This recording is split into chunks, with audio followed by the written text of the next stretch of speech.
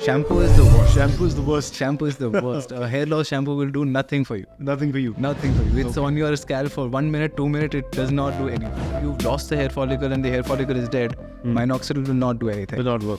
But finasteride can also regrow hair at that point. Oh, that's Wonderful for this treatment. I mean, we introduced this technology in India back in 1988. So, hair patch, is one of our we were the first in the country to actually go ahead and start doing it. male pattern baldness. Yeah. What about the females? So female pattern hair, do they lose weight much lesser than men? And why is that? Because it's not a genetic element there. It's mostly nutritional. Okay.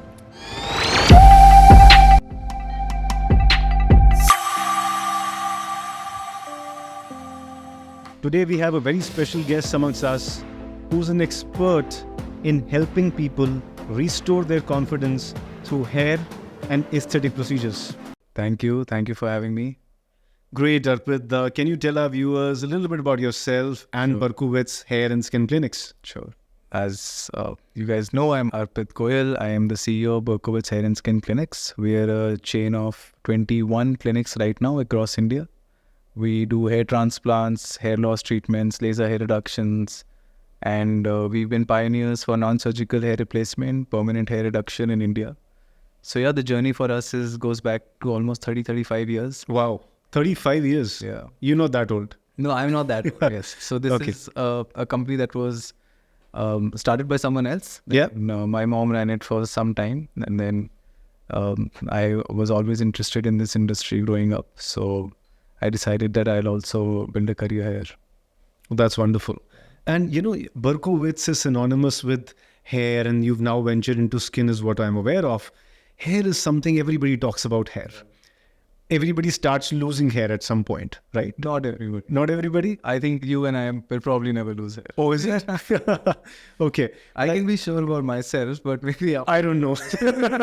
Yeah, but I think it's such a topic that a lot of people discuss this topic. A lot of people are intrigued by hair loss ho raha hai. How do I deal with hair loss? Or I'm losing hair much faster than I thought I would or I should.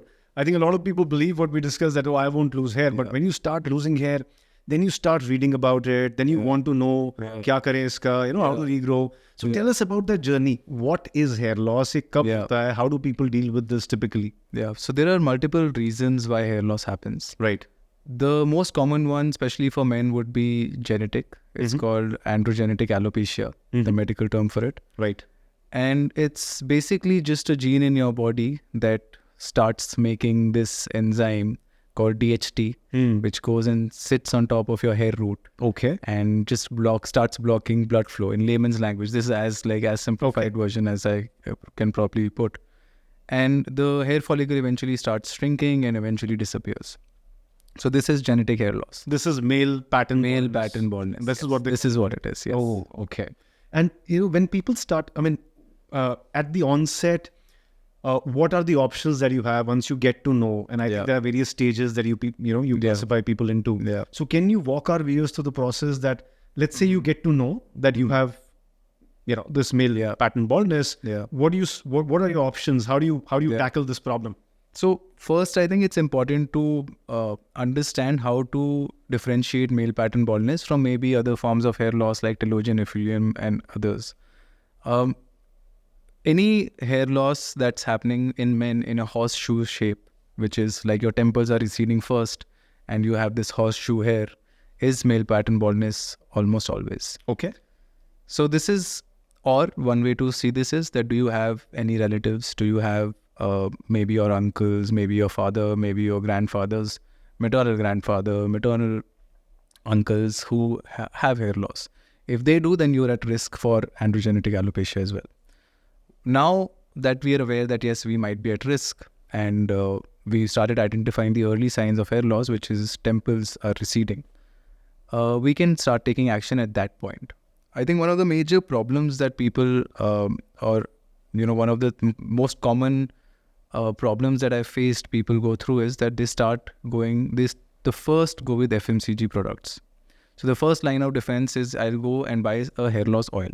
Shampoo. Shampoo. Shampoo is the worst. Shampoo is the worst. Shampoo is the worst. A hair loss shampoo will do nothing for you. Nothing for you. Nothing for you. It's on your scalp for 1 minute, 2 minutes. It does not do anything. You just feel good that I am doing something about it. So this entire industry Yes. is preying on ignorance. Yes, ignorance and the fact that there is a need for this. Like people do want to go ahead and treat their hair loss, but they don't want to go see a doctor. Yeah. So they're operating in that very gray area. Yeah. So in the pecking order, there is a hair oil. Yeah. Then there is this grandma concoction that somebody may advise you. Yeah. कि ये कर लो, वो use कर लो. Yeah. There are shampoos. Yeah. What other things people resort to? I mean onions apparently. Okay. But no, I mean these they don't have any allopathic studies. I mean, let me just put it that way, that show that yes, there is a substantial improvement in hair loss after using them, whether that's onion hair oil, whether that's coconut hair oil. So there are some studies to do with amla and shikakai and all, but that's also in like there's a mix and like the data is very less. But mostly the data is around allopathic medicines. These can be your minoxidils. There are obviously finarides, and then we have new age treatments which are non-invasive, like lasers, like PRPs, like derma rollers. So these are all new age treatments that we have studies to say that yes, they work on hair loss. So you talked about minoxidil. Yeah. I think there are a lot of D2C brands today, and suddenly hair has become that category that every fortnight there is a D2C brand saying that grow your hair in 14 days. Yeah. And most of them have minoxidil, finasteride, right? Yeah. So can you tell our viewers a little bit more about this? Are these steroids? Is the first question that comes to the mind of people, right? So they're not steroids, but yes, they are medicines. They're prescription drugs. You can't buy them off the shelf. You should be careful about it. You need to talk to a doctor before starting to take minoxidil or finasteride. Okay. Yes, they're relatively safe. They're 95, 99% without side effects. But yes, you need to talk to a doctor for the 5%. Right. A minoxidil is a US FDA approved treatment, and so is finasteride. Minoxidil will, what it does is it dilates your blood vessels around the hair, and that sort of promotes blood flow. Which is the base cause you said. Yeah. Root cause. Yeah. Okay. And that starts, I mean, as long as you use it, your hair will... And what about finasteride? What does that do? So finasteride, interestingly, is a medicine that they were trying to develop for prostate. Okay. And they noticed that one of the side effects was that it grew hair.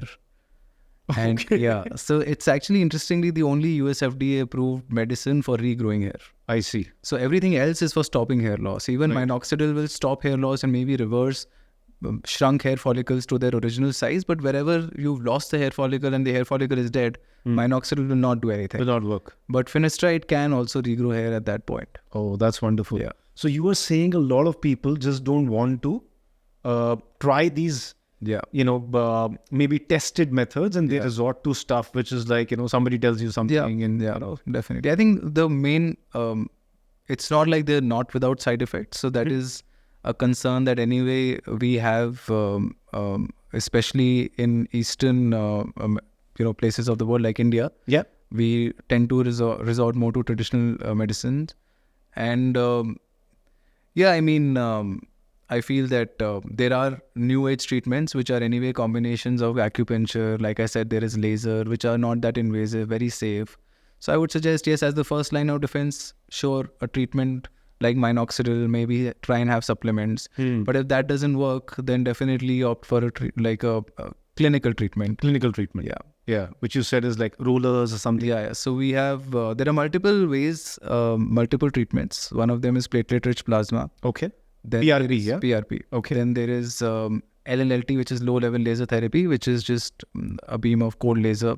Okay. Which is... Platelet is your blood, then platelets, and then you inject, right? So what we do with platelet-rich plasma is that we extract like around 10-15 ml of blood. Right. We spin it in a centrifuge, and then we separate platelets, white blood cells, and RBCs.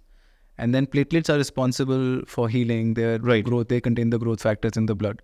So now this concoction is injected directly into the scalp. Okay. So it sort of promotes hair growth. and we've seen that it has great effects. And how long is this process? Like how many weeks, months, like how much? So approximately within 3 months is when you'll start seeing hair growth, and by 6 months you'll see like, yes, now you have a good enough result for you to notice from your bare eyes. Yeah. Wow. And are those results permanent? You will always need maintenance, no matter with whatever treatment you opt for. When it comes to androgenetic alopecia, there is no like magic wand. You have to maintain your results because you're fighting your genes essentially. So one analogy that I like to give people is that think of it like brushing your teeth. Right. Now that's a habit that you've inculcated every day, and you do not go without it any like.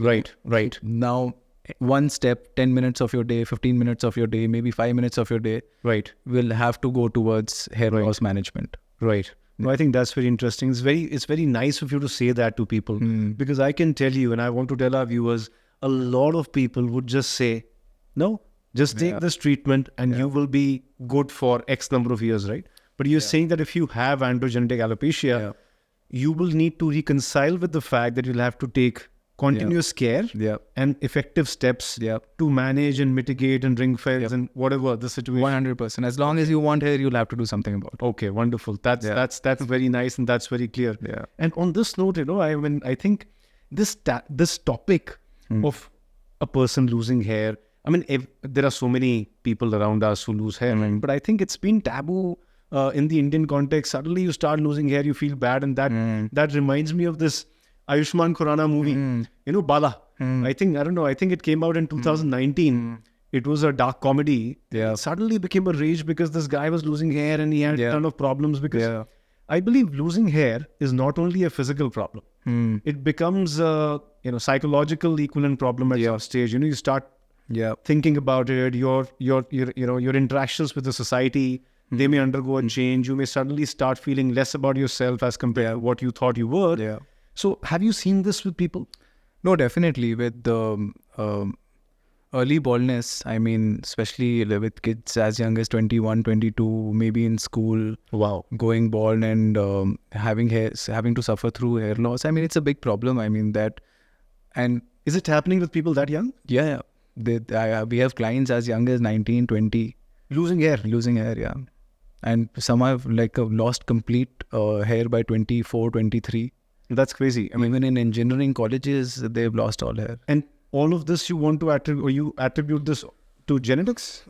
Genetics to some extent. Genetics, what it does is it'll give you a framework. The speed of there can be stress points that can trigger that speed that can basically ensure that when it starts, and that can be stress, that can be quality of nutrition. Right. And primarily in my mind, these two. Right. And a lot of people talked about COVID playing a role, and a lot of people are speculating vaccines, and that has accelerated some autoimmune triggers. Is that true? That's another form of hair loss called telogen effluvium. Okay. What it does that's like a tongue twister. Yeah, so it is slightly. Yeah. So telogen effluvium, what it does is that it is a hair loss which is coming from lack of nutrition. Essentially, it is overall hair loss. It's called diffused hair loss, that if I pull from hair, I'll also have hair loss. If I pull from hair, I'll also have hair loss. Right. So this is very commonly seen after any significant illness. Okay. So if you, for example, today have dengue, right, maybe after 3 months, you will have severe hair loss. Because immunity goes down and the body is weak, is it? Your hair grows in cycles.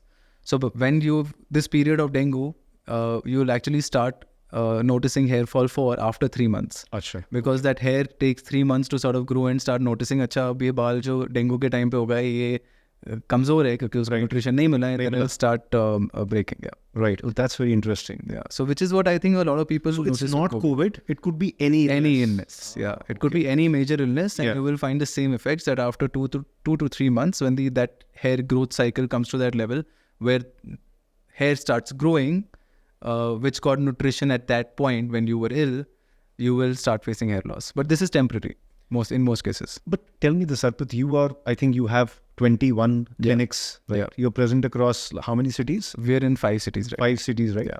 You must have dealt with lakhs of people. Yeah. Right? Is that true? Yeah. And I think, so have you seen any changes in how, let's say, people have started dealing with this hair loss over the years, because you've been around for 20, 30 years, you're saying your practice has been around. You've been actively running this business for over a decade, right? You told me. So what has been your experience with regards to how people deal with this situation in 2023 versus what maybe was the situation in 2018 or something like that? So, I feel one of the ways that people are a lot more transparent amongst themselves. Okay. I mean, back in the day, we had a few clients which would actually also not share with their better house that they were going through treatments, and they wanted to keep it that much of a secret. Right. Today, one thing that's also changed is people are open about it, that yes, I have gone through a hair transplant. Right. And this is what it is. Right. And that I think comes from the fact that there have been a lot more endorsements for hair transplant. Right. So celebrities are doing it. So wide open about it. A lot of people know. Yeah. Okay. So that's there. And also one thing that has changed is people have started shaving their heads. That was not a thing. Being bald is in. Being bald is in. Earlier it was only the Hindi movie villain who was completely bald. Now you have a Dwayne Johnson, you have Diesel, you have all of the top guys who are actually completely shaving their heads. So that's another cultural change that's happening, and I think it's great. People are embracing that rather than thinking that they'll have to go ahead and opt for a treatment. I mean, it's individual choice. You want to undergo treatment? Exactly. By all means. But if you don't want, of course. So you're saying the other side is also becoming equally acceptable. I mean, that's very interesting, because I think you're so right. And I think now that you mentioned this, I'm trying to think of some people who I know who just decided to shave their heads because they're like, hey, we don't care, right? I think that's quite interesting. So amongst the line of treatments and clinical treatments, you talked about a hair transplant. But I think there are also hair patches. And I think Berkowits does. So Berkowits, interestingly, was the pioneer for this treatment. I mean, we introduced this technology in India back in 1988. So hair patch, is one of our we were the first in the country to actually go ahead and start doing it in India. Wow, in 1988. That's long. That's a long time. Okay, so tell our viewers, what is the difference between these two? And why should somebody choose A versus B? Yeah, sure. So a hair transplant is a surgical process where hair roots from one part of the scalp, which is generally the back, is taken and then implanted in wherever it needs to be implanted, mostly in the front. And multiple, let's say... so it's like basically shifting a pot from one pot to another, like a plant from one pot to another. The hair root remains the same, just like the placement has changed. So this is a surgical process which happens over 6 hours, 6 to 7 hours. To be performed by a surgeon. By a surgeon. And then it takes about, your hair will start growing, and maybe you will start seeing signs across around 4 months. And the complete result you'll start witnessing around 8 months. So what do people do for those 4 months? I mean, they, so any signs of you having a surgery disappear within the first 15-20 days. Okay. So then you can go about your normal life. But for the first 14-15 days, I mean, depending on your choice, you can go ahead and claim that, yes, I got a hair transplant done, or you can wear a cap, you can work from home, whatever you want. So after 15 days, it starts looking a little bit normal. It just looks like you have like, a crew cut. Like you've just, you've just like shaved, or you've just trimmed your hair. That's what it looks like. Got it. Okay. And is it painful? I think a lot of people talk about it. Is it performed under local anesthesia? It's performed under local anesthesia. Not general? Not general. Okay. So it's a day procedure. It's performed under local anesthesia. It's technically, you don't feel any pain. Okay. It's much safer than what it used to be earlier. Because we've really been able to reduce the invasiveness of the surgery. Instead of having any long cuts, we have like small punches where we extract each individual hair out and implant it. So the healing time is also much lesser. But yes, it is eventually a surgery which you need to be careful about. You need to understand. You need to go through a few blood tests to understand whether you are the right candidate for it or not. Is there a particular age group in which the results are good, or like? I mean, the younger you are, the better the results will be. But we've been able to see results for everyone that's gone. And is this also a one-time procedure, or does it also require the same? It does require maintenance, but hair transplant results are slightly more permanent. The reason for it is because, I mean, if you've noticed androgenetic alopecia, people don't lose hair between their ears. So this part always has hair. Always has, So because we're extracting these hair follicles and implanting them, they're likely resistant to that DHT, Understood. the hormone that causes essential hair loss. Right. But yes, what we've realized is that it tends to change character over time. Okay. It tends to sort of start shrinking as well. So there has to be some kind of maintenance that is involved. Maybe once in 6 months, you go for a PRP session, or maybe not as some level of maintenance is still required, just to ensure that the same level of results continue. Right. And what about patches? Yes. So hair patches are non-surgical treatments. A hair patch is basically an artificial skin, which can be in the form of a lace, which can be in the form of maybe poly skins, Right. and which have hair knotted on them. Right. These hair are human hair, Right. which are generally taken from the temples of India, where hair is donated, like Tirupati. These hair are processed, and then they are knotted by hand on this lace or on this poly base, which is then attached to only the balding area, the bald area. That specific area. That specific area. Okay. So a wig, sometimes you mistake it with a wig. A wig is a complete cap that you wear over and above your head. Put on a wig. Yes. Yeah. But a hair patch or a hair skin or a toupee, as we call it, is only meant for that particular area where you have the baldness. It is then dermatologically attached with maybe using safe adhesives, bonds, or clips. So that's the idea. And the advantage over one treatment over the other is that, of course, one hair patch or non-surgical hair replacement, you will immediately see results. So if someone's on a deadline कि 3 दिन बाद शादी होनी है और आज बाल चाहिए शादी के लिए, तो यही तरीका है और कोई तरीका नहीं है. Right. But what about texture of hair? Like you have your own hair and you have hair from So that is some completely matched. That is completely How do you do that? So that's a part of the factory. The factory will process it in a way where the curl will also match, where the color will also match. Right. Where even a mold is taken of that current scalp, of the person's scalp, and that hair skin is created to that mold. Wow. So that's... and this is not performed by surgeons. No, this is like not performed by surgeons. No, this is an art form in itself. This is not... Technically, they are not hairdressers. Technically, we call them hair technicians. Hair technicians. Yeah. Okay. And let's say from a cost perspective, right? Yeah. So how do the two cost structures compare with each other? So a hair patch will start from maybe 10,000 rupees. Right. And go up till 60 or 70,000 rupees, depending on how natural you want it to look. Right. A hair transplant generally ranges between 50,000 to 80,000. Yeah. So the entry point of hair patches is much lower. Right. But yes, the more you can, there are some great looking hair units available, which are just impossible to detect that there's any fact that that's... But are the patches safe? I mean, you said you use some adhesive, right? Yeah, these are all dermatologically tested. So and they're like, they don't irritate your scalp or like... There are multiple, we have hypoallergenic options. Right. We have all that research already gone into it. Right. Where we have all the options available. We have water-based glues, we have silicone-based. So there is... Right. We'll find the right fit for everyone. Right. But a hair transplant, I thought, is also much more expensive, right? We've done hundreds of cases. Our customers use. No, I think that's the beauty of being in India, because hair transplants can actually start from 40,000 rupees. Okay. And they go up till about 80 to 90,000 at Berkowits. Right. But yes, I mean, the average market price, depending on who you're getting it done for, can be also 1 lakh, 1.5 lakhs for something. Yeah. So some of these treatments are very expensive, right? Yeah. So I think, how have you? I mean, in terms of your experience, when people decide that which treatment should I undertake, what are the few deciding factors that you have seen people, consider?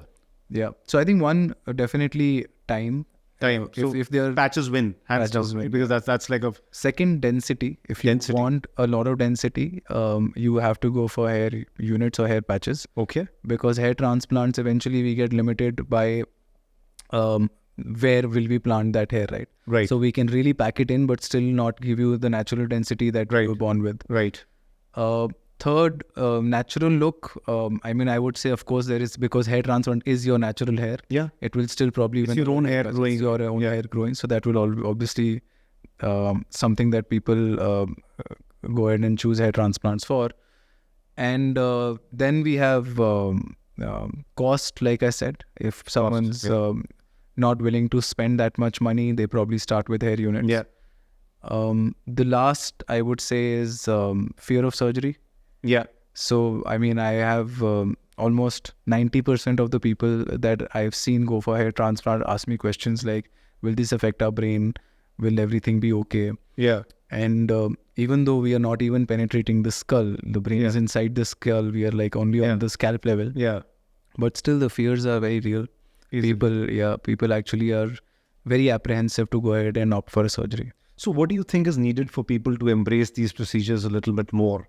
And, how would you, what would you want in an ideal situation? What would you want the society at large to understand about, let's say, a hair transplant? I think the first thing is better guidelines from the government. Okay. Because what it does is that it ensures that quality is being provided. Because sometimes, not trained people have also been found indulging in these, which could be like which was actually, we got guidelines for hair transplants about, I think, 6-7 months back. Okay. And that was a very welcome move. Okay. Because what it does now is that ensures that there is a level playing ground. It's not like that people who are untrained, who are just coming in to learn this, or who are not qualified are performing this surgery. Yeah, because I think a lot of people could be doing this under the radar somewhere, and that can bring, let's say, a lot of problems for the industry at large and adoption of, let's say, these procedures, right? So, and it does affect, obviously, people get a lot more concerned if there is a case somewhere, right? Even remote, and that makes the news. Yeah. Whatever that, people will get concerned because of that. Yeah. So I think that's step one. And step two, obviously, is more education. Yeah. And I think that's why we try to be as open with our customers as we can. And we see that, yes, this is the trend now. I think social media is going to play a big role. Yeah, it is already playing. Yeah, I think a lot of people, if you see Instagram and Facebook, it is, it is inundated with advertisements about hair. Advertisements, even influencers, they've started talking about it quite openly. Yeah, and I think that makes, because they are also showing their journeys. Yeah. That yes, this is day one of hair transplant. This is what maybe. Yeah, I think a lot of celebrities are very open about it, and they say, hey, this is what I was, this is what I've become, who I've become, and so on and so forth. Yeah. And I think a lot of people, and we have seen this as we build SaveIN, right? A lot of people find some of these treatments to be extremely unaffordable sometimes, especially paying upfront. And that expense, as you said, could also go into lakhs. Yeah. So, but now with the onset of availability of, let's say, on-demand credit, right? So how have you, experienced this and adoption of this credit in your industry? I think we used it to ensure that clients get what they want. Yeah. A lot of the times we feel that a client wants a particular treatment but is inhibited by the cost. Yeah. And now we can actually provide them better results because we are not having to sacrifice on the treatment quality. Yeah. So if there is a combination treatment that a doctor is suggesting, and the client can be just given that option to maybe take it on credit rather than going ahead and opting for the lowest or the second lowest treatment. Yeah. So that's made our results better. Yeah. Because we've been able to include a lot more ways that we can tackle problems or diseases, and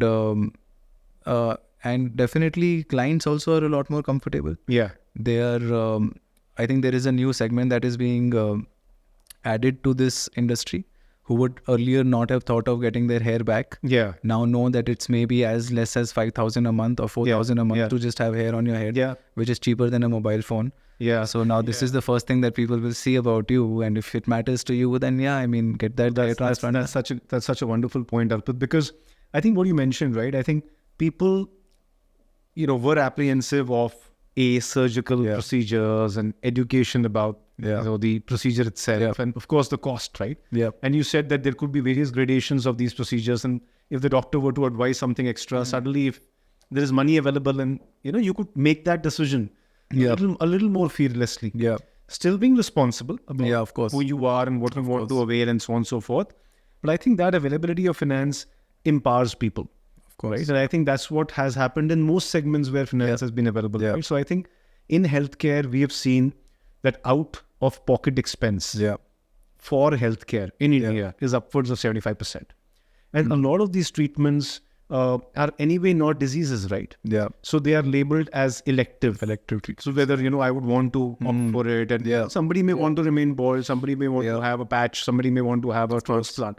But I think we've seen that the India of today is extremely discerning about the choices that they want to make, or they feel that they should be allowed to make. Yeah. And I think the India of today does not want somebody else to make that decision or impose that decision upon, basis your own, let's say, understanding of the matter. And I think that consumption-led mindset in personal healthcare and wellness and aesthetics, right? And I know you guys do a lot of work on skin as well. Yeah, of course. I think that's an emerging area. Yeah. And maybe, you can talk about that. And, we've seen, and in our interactions with thousands of, people who we have touched during the journey of building SaveIN, we've seen that that's becoming very apparent. Yeah. Do you see that change? People are just suddenly very confident sometimes. No, of course. I think it's a sign of wisdom if you spend money on yourself before material things. Yeah. And that's the first step I think anyone should take in their lives, right? Yeah. Phone will not bring you that much happiness if your appearance or maybe your overall health will. Right.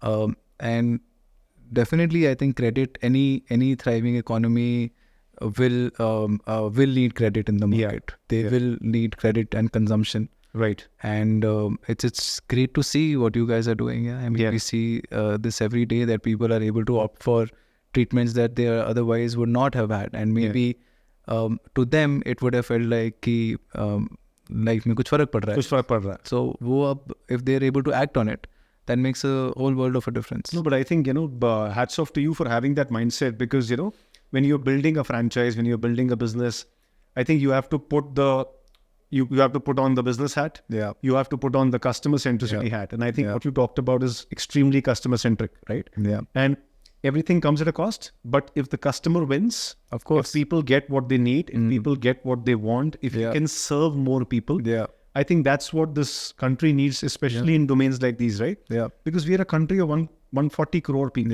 1.4 billion people. Yeah. And 80% of India makes less than 40K per month. Yeah. Right. So I think the dichotomy between being able to avail what you want to versus what you can afford, I think has been a big problem. But I think thanks for that. But walk us through the skin part, and before you walk to the skin part, maybe you discuss a lot of male pattern baldness. Yeah. What about the females? So female pattern hair, do they lose hair? They do, but to much lesser than men. And why is that? Because it's not a genetic element there. It's mostly nutritional. Okay. Can be genetic to some extent, but I mean works mostly hormonal or nutritional. Okay. That's female pattern baldness, and I mean it can like mostly you will see that this will be either because of an iron deficiency. Okay. At times it could be a side effect of a thyroid as well. Right. And maybe post-pregnancy hair loss is there as well. Right. So the same treatments, thankfully, that we have for men, like which is the PRP, laser, they all work for women as well. So the same set of treatments. Yeah, but with some added focus on nutrition. Okay. So when we tend to do that, we see that the results are quite positive. Okay. Yeah. So are you also into nutraceuticals? Yes, we do. We do nutraceuticals. We have our own range of products. So our nutraceutical is called Grow. Grow. Yeah, it's especially formulated for hair loss. And when did you launch this? So we launched our product range about 3 years back. Okay. So we have products for hair loss. We have products for dandruff, acne. I mean, the idea was to ensure that whatever actives we want in a product, they're available and at the quantity that we want them at. So is this like contract manufacturing, or you do it yourself? This is mostly contract manufacturing, but the formulation is ours. Okay, all right. So you built this business over the last 3 years, nutraceuticals. Yeah, it's not just nutraceuticals. Nutraceuticals is a part of it. Products. Yeah. So hair care products, skin care, and nutraceuticals. Yeah. So both like topical and something that you can ingest. So nutraceuticals would be the ones that we can eat, and we have gummies. Gummies. So we have gummies. I see a lot of gummies suddenly. Yeah, because they're so easy. The problem with nutraceuticals that everyone's trying to solve for is the habit. I mean, it'll only work if you take one a day, right? If you don't take one a day, it won't work. Yeah. So, but gummies are so tasty that you will probably take instead of popping pills. Yeah. It's much cooler. Yeah. Also, it's easily done. Like you can have it anywhere. You can chew it and a lot of people have like a sweet craving after they eat. Yeah. So this can be your sweet craving. Yeah. You're solving two purposes. Yeah. So it's a good crack. So do these things have sugar or you have some substitute? I mean, ours has, I think, about 4 grams of sugar or 3 grams of sugar, but we decided going against the artificial sweetener route. Okay. Because this much of sugar anyway doesn't matter. I mean, 2-3 grams will not matter to anyone, even though if you're on a diet or not. Okay. So they're with a little bit of sugar, but I mean, they taste very nice. They taste nice. Yeah, they taste very nice. They're grape flavored. Yeah. They're like, we have one which is... They're also strips, right? I mean, you have some strips and they just like melt in your mouth and stuff like that. Yeah, we've seen them in the market, yes. Okay. So what are the categories of products that you have? Tell our viewers. So we have, so how we've divided them is that we have a range called Protect. Yeah. So which is our sunscreens and which is our maybe, post-procedure creams. Then we have something called Clear. Clear is anti-dandruff and anti-acne. Then we have Nourish. Nourish is for maybe dry skin, dry hair. Grow for hair loss. And then we have Radiate, which is for skin brightening, skin glow. And then we have Renew, which is anti-aging. Right. Anti-aging. Yeah. So we have like multiple products under each category. Right. And is there a big category divide between Ayurvedic formulations and let's say clinical formulations, like, so market is split in half, and I think if you see all FMCG categories, toothpaste, like, if you see FMCG big wigs, they talk about, we need to take care of Ayurveda. A lot of, let's say, natural formulations suddenly have come in vogue. So how do you deal with that? How have you made your product choices, right? When you started building this SKU? What we've seen is that we like to trust data. Okay. I mean, even if there is data around a naturally occurring substance, we will choose that active based on the data that there is. So that's been our primary understanding. I mean, we have like, for example, licorice extract in a lot of our creams, and that's based on data, even though it's a natural ingredient. And at the same time, we have alpha-arbutin maybe for skin brightening, which is a very clinically studied formulation. Yeah. So that's how we like to think about it. I mean, data. We would like to read articles. We would like to see what the studies have been, what is the sample size of the study, and whether there is, then test it.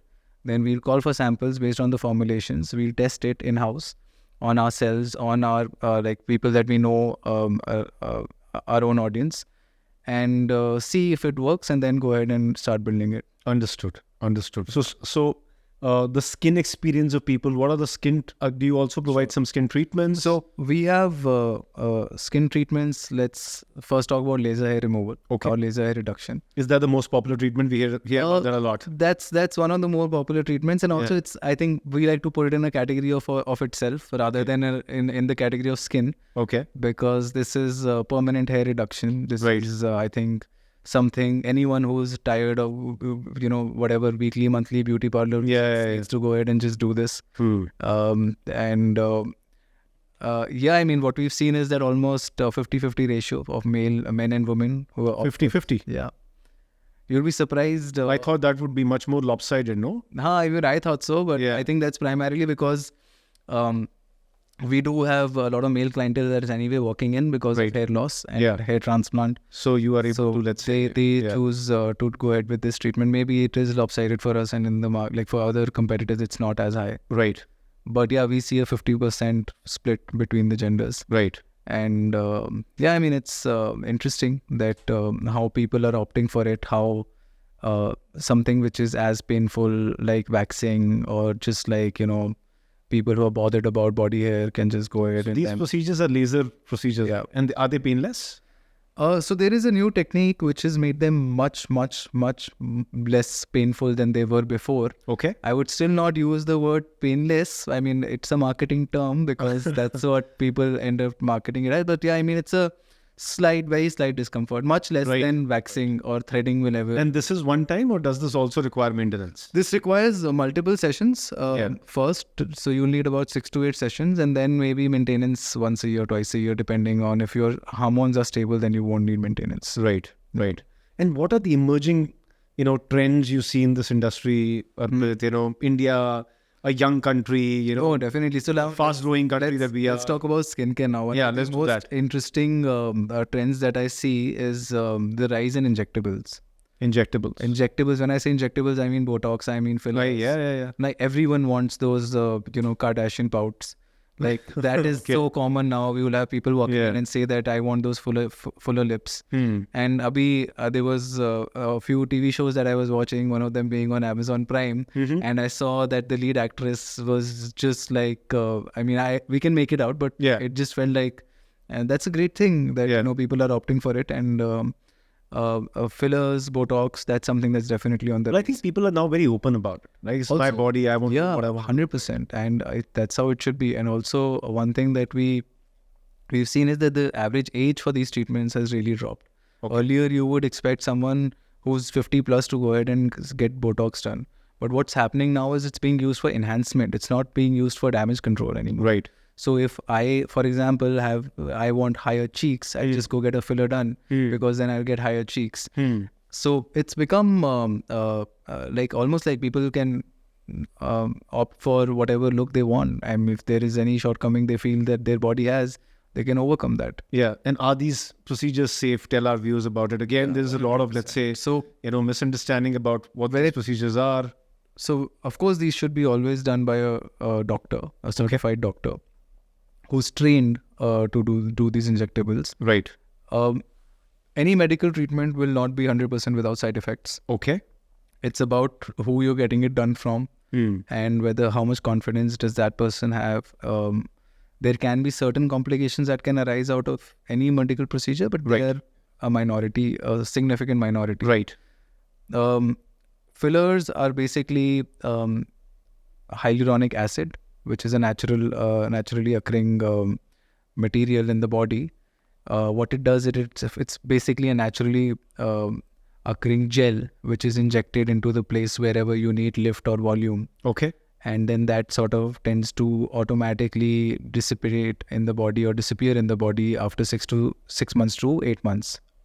6 months? Yeah. It takes that much time? Yeah, but then it's a naturally, so it's like maybe let's see that this is already occurring in the body naturally. This is a gelling or... So you're enhancing it? You're just adding it at a particular point and then the body is absorbing it. So there is a deficient portion where there's non-deficient. Okay. You're just adding extra, you can probably say that. Enhancing. Yeah. But you said it takes 6 months, right? So can your body reject it? No. It's a foreign substance? Because it's already present in the body. So your body does not reject it. And how do you produce that substance, underlying substance? It's synthetic. It's synthetically produced by companies like Allergan and Restylane, very famous across the world. Right. And they produce it, and then it's chemically similar to the one that we make in our skin. Right. So you were saying that this is one of the most, let's say, sought after procedure. Yeah, fillers definitely. Yes. Fastest growing? Probably. Yeah. Yeah. What else? Photofacials. Photofacials are basically facials that are conducted with a IPL, intense pulse light laser. Right. And what it does is that it tends to remodel the collagen of the skin, and it will give you a lot of glow. It will it has anti-aging properties. Right. And now a lot of people eat collagen, right? I mean, powders and marine collagen. So everyone now understands the importance of collagen. Yeah. Collagen is what's responsible for the plumpness of your skin. Yeah. So that is something that we also know is a sign of aging. Yeah. That you start losing collagen. Yeah.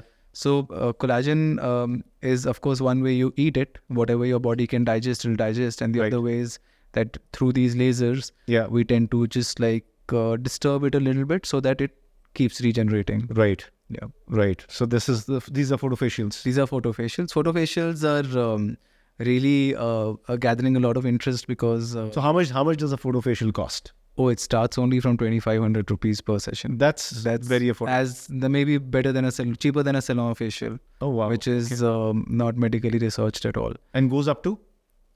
So that's the price. Standard price is 2,500 for a face, but it's a treatment that you can probably offer. Does it produce immediate results, or does it produce results? There is slight glow that one can observe right after, but then of course most of the results are long term. Long term. Yeah. And again, you can keep getting them done at a certain frequency. Yeah. So okay, so we got, let's say, photofacial. We have fillers. What else, Arpit? So then we have where we're trying to treatments where we treat indications. So we have something like for acne scars. Yeah. Then we'll have treatments for acne, right? Pigmentation. So they'll be more indication oriented. Yeah. But if you were to talk about like completely elective in the sense of the name, that'll be the two that I would say. And then we have like a few which is called, one is called carbon facial, which is for tanning. Yeah. And stuff like that. Yeah. Stuff like that. But okay, you've been around in the industry for so long. And but what's your expectation from the industry? Like, where do you see this industry, let's say in the next 3 years, right? Yeah. So do you see that this is exploding? Yeah. Think what's happening? I think within a span of the next 3 years, the industry is going to grow. Okay. We'll have a lot more new entrants coming in. Yeah. And I think a lot more customers will also join. Yeah. So the industry is definitely going to grow. I mean, I don't see consolidation happening in the next 3 years, but let's see. Like if there is opportunity for any big brand to come in and take a chunk of the market share, then probably that might also happen in the next. And is this for now? Does it continue to be an urban phenomena that you expect, or is it now, percolating to tier 1? It's definitely percolating to tier 2, tier 3 as well. Yeah. And what my observation, however, is that there it's mostly led by local dermatologists. Yeah. Who have taken that charge, who have invested in the best of machines. Yeah. And they're giving that service in those cities and towns. Yeah. So I'll tell you something interesting, right? So on SaveIN, we currently have partnered with almost 1,000 dermatology and hair practices. So it's an area that we at least see that Indians are super bullish about this segment. Yeah. And I think Indians, again, and I think the entire narrative is that my body, my terms, right? I mean, I don't want anybody else to decide for who I should be, what I should look like, and so on and so forth. At least in our humble experience, we have seen that there isn't a tremendous take-up rate in tier 1. Yeah. And probably tier 2 centers as well in some cases, because we have a lot of chains. So these chains have, like yourself, like you have 20 clinics. We have some chains which are, let's say, in more cities and so on and so forth. Yeah. And non-metros. Yeah. Right? And we see that phenomena is coming. And I think you talked about awareness. You talked about availability of information and influencers and, let's say, social media, internet. So I think our humble assessment is that this is like really, I becoming prime time. I agree with you. I mean, we opened a clinic in Raipur about 8 months back. Raipur, yeah. And we've had some phenomenal response to start with. And I think we have a few tier 2, tier 3 cities lined up as well. Right. Where we'll probably go soon, maybe this year. And that's where I think brands will also shift focus. They'll have to, because the metros anyway are getting too crowded. Yeah. There's too much competition here. Yeah. So maybe like the growth will come from smaller towns. What is the most satisfying part of your journey as you're building Berkowits? No, I think I am a guy who loves problem solving. I like to get deep into things, how they work. Yeah. So every day, day I tend to have a new challenge, and that's something that keeps me going. Yeah, what's the next? How to solve this? How to solve that? Yeah. So that's my favorite bit. And of course, then researching on what the best treatment can be, where are the best machines available. Right. So again, I mean, that's something that I tend to enjoy doing. So I like to spend. How's India faring, let's say, versus maybe Southeast Asia? Is that a more advanced market for these treatments? So definitely, Korea is like is the mecca. Is the mecca. Yeah. So and looking good. Yeah, looking good. It's like the highest number of plastic surgeries or cosmetic treatments or cosmetic shops per capita is South Korea. Yeah. And K-pop is very popular now in India. K-pop is very popular, and so is the term glass skin, which is actually a Korean term. I mean, I was in Seoul about last year, and it was just amazing to see the the kind of market that they have, the kind of products that they have. Right. And those products now are also coming to India. Those ingredients are also coming to India. What are India. they doing different? What do you want to learn from, let's say, how Korea has served their population? No, I think there's a lot of research. First of all, it's all indigenous. Right. It is on Korean skin. Right. So that sort of like speaks volumes. If they are testing an ingredient on that ethnicity and then showing results, that does not necessarily mean that it will work on India. Yeah. But sadly, we do not have the kind of research right now in-house. Yeah. So we are relying mostly on research that is conducted on Western skin or South Asian skin. Yeah. And then hoping that, yes, it also works on... Which you think would change? Should, yes. Should change. Should change. But itni badi market hai, so people should invest in research. No, it's actually, the problem is not that... it's technically not our job. It's the job of the pharma companies to come up with these researches and then build up actives and products for which are better suited to India. But I think as we become a bigger market, they will start doing that too. Right now, they're like the only issue that I can see why it's not already being done is because we are not a big enough market now. But in our research, derma and these treatments, it is fast moving. I mean, it is $1 billion plus market. I think it's growing at 25-30% CAGR, right? Yeah. Compounded. So it is becoming very, very extremely mainstream. Yeah. It is becoming extremely popular as we've been discussing. And I think it's about time that, people, pharma companies you mentioned, right? It will happen. I mean, it will, like we discussed, I mean, once the cost barrier is already out, accessibility is the next thing that we need to solve for. Yeah. And once we're able to solve for that, I think there are a lot of... So we have we have a talk to an expert segment on our website where you can go in and get a free consultation with a doctor. Yeah. And that doctor will send you a prescription which is suited to your skin, your hair. Yeah. And is that free? Yeah, that's free. Wow. So it's a free consultation that you can take. You must be doing thousands of them. No, we do them. Yeah, we do them. And the best thing is that we are not then limited by our centers. Yeah. We can actually access wherever, wherever we have. They are. So I think I agree with you. So I think we are super bullish, we at SaveIN are super bullish about three aspects of healthcare. Yeah. One is accessibility, as you talked about. Mm-hmm. Second is quality. Yeah. And third is affordability. Of course. So I call this the iron triangle of healthcare. Access, quality, affordability is something that drives us. Yeah. And we believe that adoption of these treatments or procedures, whatever you want to call them, is directly proportional to these three attributes. Completely. So if in my decision-making framework, if I can simplify access, quality, affordability, and I can make it very simple for people to make a decision, I believe adoption levels will explode because the underlying base of people that we have, the customer base, the population base that we have, multiply that with the aspiration level and the aspiration index that India is increasingly building, it becomes an extremely explosive and exponential kind of, 100% setup, right? I agree with you. Yeah. Completely. I mean, it's like any consumption-based industry. Yeah. I mean, I think this will explode too. Yeah. And we've been able to successfully bring down the price for it. Yeah. We've been able to improve affordability or even further by offering EMI programs. Yeah.